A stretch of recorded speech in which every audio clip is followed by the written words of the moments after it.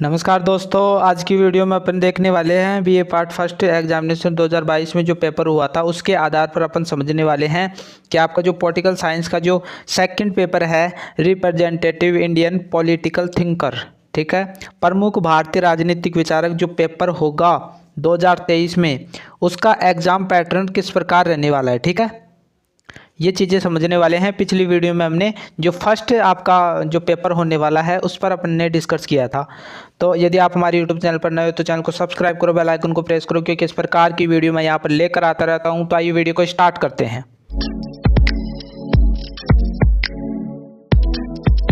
तो फ्रेंड्स, बार बार मैं रिपीट कर रहा हूँ, नॉन हो चाहे रेगुलर हो, ठीक है, दोनों के लिए इम्पोर्टेंट वीडियो होने वाला है, क्योंकि नॉन और रेगुलर जो दोनों कैंडिडेट हैं उनके पेपर में कोई अंतर नहीं पाया जाता। आपका एग्जाम पैटर्न एक जैसा रहता है, आपके जो प्रैक्टिकल होते हैं वो एक जैसे रहते हैं, सब कुछ एक जैसा रहता है।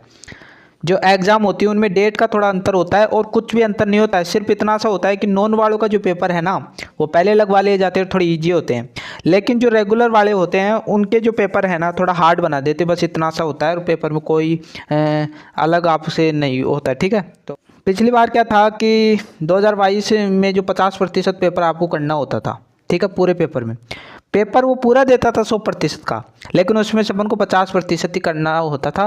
अब की बार आपको 100% पेपर करना होगा, उसमें कोई कटौती नहीं है। तो इस पेपर के आधार पर अपन समझ लेते हैं। यहाँ पर दे भी रखा है, देखो, सॉरी, मिनिमम मार्क्स 100 नंबरों का आपका पेपर होने वाला है, 3 घंटे का आपका पेपर होगा।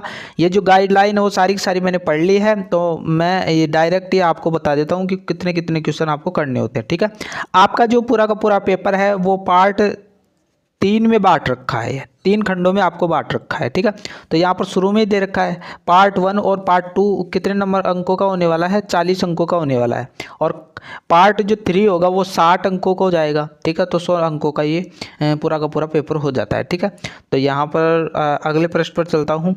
यहाँ पर देखो, पार्ट 1 जो है उसमें कितने क्वेश्चन आने वाले हैं, टोटल 10 क्वेश्चन आने वाले हैं। ठीक है, आपको यहाँ पर दिख रहा होगा टोटल 10 क्वेश्चन आपको दिए जाएंगे। वहाँ पर ये पूरे के पूरे 10 क्वेश्चन करने होंगे, क्योंकि जो पहले एग्जाम लगती थी कोरोना में उनमें आपको 5 क्वेश्चन इसमें से करने होते, लेकिन अब की बार ये जो 10 के 10 क्वेश्चन आपको करने होंगे। ठीक है, और प्रत्येक क्वेश्चन के कितने अंक हैं, 2 अंकों का होगा। ठीक है, प्रत्येक क्वेश्चन के कितने अंकों का होगा, 2 अंकों का होगा। ठीक है, और शब्द सीमा कितनी रहने वाली, 20 से 25 शब्दों में आपको आंसर देना होगा। तो पूरे क्वेश्चन 10 क्वेश्चन करने होंगे, तो 2 गुणा 10 यानी 20 अंकों का आपका ये जो छोटे क्वेश्चन है वो रहने वाले हैं। ठीक है, जो पार्ट 1 है वो कितने अंकों का रहने वाला है, 20 अंकों का रहने वाला है। ठीक है, अब अपन चलते हैं इसका पार्ट 2 जो है उसमें चलते हैं अगले प्रश्न पर। ये देखो पार्ट 2 आ गया, आपके पेपर का पार्ट 2 आ गया। ठीक है, ये पार्ट 2 है। इसमें क्या होगा कि आपको 4 क्वेश्चन दिए जाएंगे टोटल। ठीक है, इनकी जो शब्द सीमा होगी वो थोड़ी ज़्यादा रहेगी।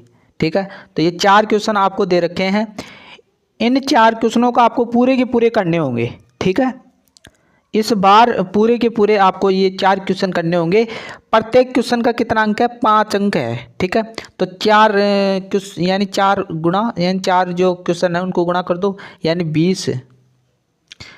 20 अंकों का ये सारा का सारा 4 क्वेश्चन रहने वाले हैं। ठीक है, तो पार्ट 2 में कितने अंकों का आएगा, 20 अंकों का।